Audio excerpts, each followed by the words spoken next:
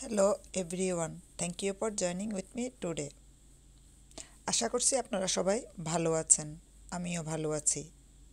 আজ আপনাদের সাথে শেয়ার করতে যাচ্ছি আরও একটি ব্লগ।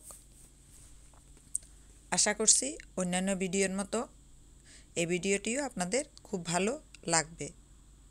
আজকের ভিডিওতে আমি আপনাদের দেখাচ্ছি মর্নিং ওয়াক করতে গিয়ে যে আমি যে এরিয়াগুলোতে হাঁটলাম সেটা আপনাদের জন্য ভিডিও করে নিয়ে আসলাম। আশা করছি আপনারাও স্বাস্থ্যের প্রতি খেয়াল রাখার জন্য রেগুলারলি চেষ্টা করবেন মর্নিং ওয়াক করার। মর্নিং অথবা ইভিনিংয়ে আমাদের প্রতিদিনই কমপক্ষে আধা ঘন্টা হাঁটা উচিত। যত বেশি হাঁটতে পারেন ততই ভালো। আসলে যান্ত্রিক জীবনে তো তত বেশি হাঁটা হয় না বললেই চলে, কিন্তু সুস্বাস্থ্যের অধিকারী হতে গেলে আমাদেরকে প্রাকৃতিক পরিবেশে খোলা আবহাওয়ায় প্রতিদিন একটু হাঁটতে হবে। আর যারা সাধারণত ঘরের বাহিরে তেমন যান না বললেই চলে, তাদের জন্য ভিডিওটি। বাহিরে হালকা বৃষ্টি, সকাল থেকে অনেক বৃষ্টি ছিল, তাও বের হয়েছি ঘুরতে। ঘুরতে বললে ঠিক হবে না, একটু হাঁটাহাঁটি করতে। সকালে ঘুম থেকে উঠে অনেকে জিমে চলে যান, অনেকে দৌড়ান, অনেকে হাঁটেন, অনেকে কিছুই করেন না। আসলে এটা ঠিক না। আমি সকালবেলা উঠে যখন একটা এরিয়ায় এক পাশে ঘুরতে যাই বা হাঁটতে যাই, আপনাদের জন্য এক একটা ভিডিও করে নিয়ে আসি। শরীর এবং মনের খোরাক জোড়াতে অবশ্যই হাঁটাহাঁটিটা ভালো। সবাই যে জিমে গিয়ে জিম করবেন বা সাঁতার কাটবেন তা কিন্তু নয়। আপনারা যদি একটু সময় করে অফিসে যাওয়ার পথে যদি তাড়াহুড়া থাকে, তাহলে তো আর হাঁটা হয় না। গাড়িতে বা প্রাইভেট কারে আপনারা চলে যান অথবা ট্রেনে। কিন্তু যদি হাতে একটু সময় থাকে তাহলে হেঁটে এক স্টপে না দাঁড়িয়ে কয়েকটা স্টপ এগিয়ে গিয়ে তারপর আপনারা কিন্তু বাসে উঠতে পারেন বা ট্রেনে উঠতে পারেন। এতে দেখা যায় হাঁটা হয়ে যায় খুব ভালোভাবে। আর অফিস শেষ করে আমরা ক্লান্ত থাকি যে কখন বাসায় ফিরবো, আবার শপিং থাকে, সব কিছু মিলিয়ে হাঁটা হয় না। আর দেখুন, হাঁটতে গেলে কিন্তু চারপাশের অনেক পরিবেশ আমাদের চোখে পড়ে, অনেক কিছু ভালো লাগে দেখতে। সেটা মনে হচ্ছে এখন আপনাদের মনে হয় সন্ধ্যার ভাব বা ভোরবেলা, আসলে না, আকাশটা মেঘলা, বৃষ্টি হচ্ছে। আপনারা দেখতে পাচ্ছেন রাস্তাঘাট একটু ভিজা। এভাবে রেগুলারলি যদি আপনারা শরীরের প্রতি যত্ন নেন, শুধু হাঁটাহাঁটি করলে হবে না, একটু ফ্রেশ খাওয়া দাওয়া করতে হবে, তাহলে দীর্ঘদিন আপনারা সুস্থ থাকতে পারবেন। আসলে আমরা যতদিনই বেঁচে থাকি না কেন পৃথিবীতে, সুস্থভাবে বেঁচে থাকাটাই হচ্ছে আসল কথা। সেটার জন্য আমাদেরকে ডেইলি অনেকগুলো নিয়মকানুন কিন্তু মেনে চলতে হয়। প্রচুর পরিমাণে পানি খাওয়া, একটু হাঁটাহাঁটি করা, সময় মতো ঘুমানো, সময় মতো ওঠা, সময় মতো লাঞ্চ, ডিনার, ব্রেকফাস্টটা করা। এভাবে কিন্তু আমরা শরীরকে সুস্থ রাখতে পারি, সচল রাখতে পারি। আমার এই চ্যানেলটিতে আপনারা অনেক কিছুই পাবেন, যে শুধু যে রান্না বা গল্প পাবেন তা কিন্তু নয়। এই যে হাঁটাহাঁটি করা, ঘোরাঘুরি করা, ব্লগগুলা, শপিং করা, তারপরে ডেলি নিত্য আমি যে রান্নাবান্না করি সে রান্নাবান্নার রেসিপিগুলো আপনারা পেয়ে যাবেন। কী ধরনের ভিডিও আপনারা পেতে চান অবশ্যই কমেন্ট সেকশনে কমেন্ট করে আমাকে জানাবেন।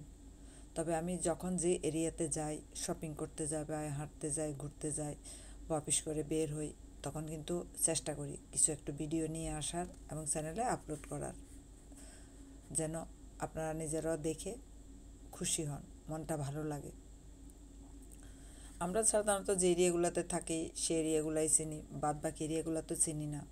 তা আপনারা যদি আমার রেগুলারলি ভিডিও দেখেন তাহলে দেখবেন পুরা লন্ডন, ইউকে, এমনকি ইউরোপেরও অনেকগুলো ভিডিও আপনারা পেয়ে যাবেন। এবং এই চ্যানেলেই দেখবেন আপনারা আমি অনেকগুলো বিজে আপডেট দিয়ে দিব। কোভিডের পরে এখন লকডাউন শেষ, মাস্ক পরারও তেমন বাধ্যবাধকতা নেই। তারপর অনেকে মাস্ক পরেন, অনেকে খুব কমই ঘর থেকে বের হন, যতটুকু পারেন।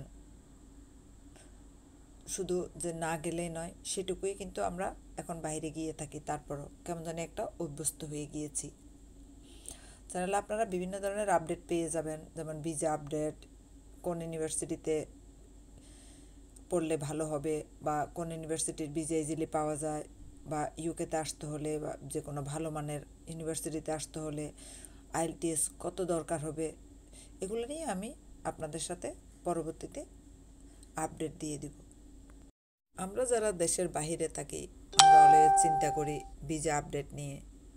ভিসা আপডেটটা জানা থাকলে কষ্ট খুব কমই হয়।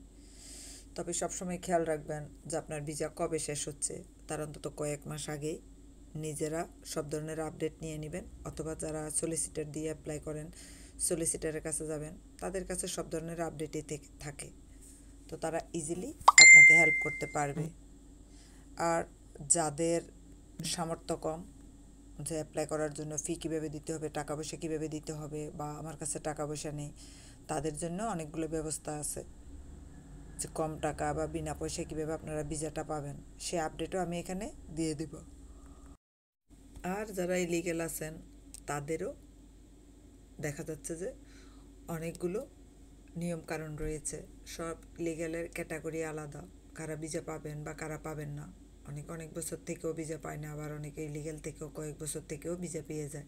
তো সে ধরনের আপডেটগুলো আমাদের সবারই আসলে জানা উচিত। আমি যেটুকু জানি আপনাদের সাথে সেটুকুই শেয়ার করে যাব। তবে যারা একেবারেই নতুন এই দেশে এসেছেন স্টুডেন্ট হিসেবে বা অন্যান্য ক্যাটাগরির ভিসায়, তারা ভিসা আপডেটটা রেগুলারলি জেনে নেবেন, কারণ সবার হাতে স্মার্টফোন থাকে। ইউকে ভিসা আপডেট সার্চ দিলে আপনার ইজিলি চলে আসবে গুগলে অথবা ইউটিউবে, আপনারা তখনই সব কিছু জেনে যেতে পারেন। সকালে হাঁটাহাঁটি করার সময় ভাবলাম এরিয়াটা কত সুন্দর, একটু ভিডিও ধারণ করে সবার সাথে শেয়ার করে ফেলি। এই যে দেখুন, যখন রাস্তায় কাজ চলে তখন এইভাবে কিন্তু ব্লক করে রাখা হয়। এখন ফুটপাতে এবং রাস্তায় কাজ চলতেছে এই বৃষ্টির মধ্যেই। তারপর মধ্যে দেখেন সাইকেল লেন আলাদা, যেখানে সাইকেল লেন থাকে আপনারা সেইখানে সাইকেল লেনেই সাইকেলটা চালাবেন, সাইকেল লেনের বাইরে চালাবেন না, তাহলে অ্যাক্সিডেন্ট হওয়ার ভয় খুব কম থাকে। আর যারা ড্রাইভ করেন তারা কখনোই চেষ্টা করবেন না সাইকেল লাইনে চাকা উঠিয়ে দেওয়ার বা সাইকেল লাইনে গাড়ি চালিয়ে নেওয়ার, কারণ এতে যারা সাইকেলিস্ট তাদের খুবই সমস্যায় পড়তে হয়, বিপদেও পড়তে হয় মাঝে মাঝে। এরিয়াতে দেখেন সাইকেল যাওয়ার রাস্তা এবং আসার রাস্তা সম্পূর্ণ আলাদা, এক পাশে যাওয়ার এবং এক পাশে আসার। সাধারণত ইউরোপ গেলে আমরা দেখতে পাই যে ধরনের রাস্তাগুলা। ইউকেতে সব এরিয়াতে আবার সাইকেলিস্টদের জন্য এরকম রাস্তা কিন্তু নেই, কিন্তু ইউরোপের বিভিন্ন দেশে দেখা যায় সেখানে এমনকি বিভিন্ন এরিয়াতেই যে সাইকেলিস্টের জন্য আলাদা লাইন করা আছে। আসলে সাইকেলিংটা হচ্ছে একটা এক্সারসাইজ, আর সাইকেল হলো পরিবেশ বান্ধব, কোনো তেল লাগে না, কিছু না, এবং খুব কম সময়ে অত দ্রুততার সাথে আপনারা কিন্তু আপনাদের গন্তব্যস্থলে পৌঁছে যেতে পারেন। তবে সাইকেল ট্রেনিংয়ের জন্য ইউকেতে প্রত্যেকটা কাউন্সিলে ফ্রি ট্রেনিং দেয়া হয়। আপনারা অনলাইনে বুকিং দিয়ে যেখানে জব করেন অথবা আপনার বাসা যেখানে, তার আশেপাশেই কিন্তু বিভিন্ন ধরনের ইনস্ট্রাক্টর আছেন, তারাই আপনাকে শিখাবেন।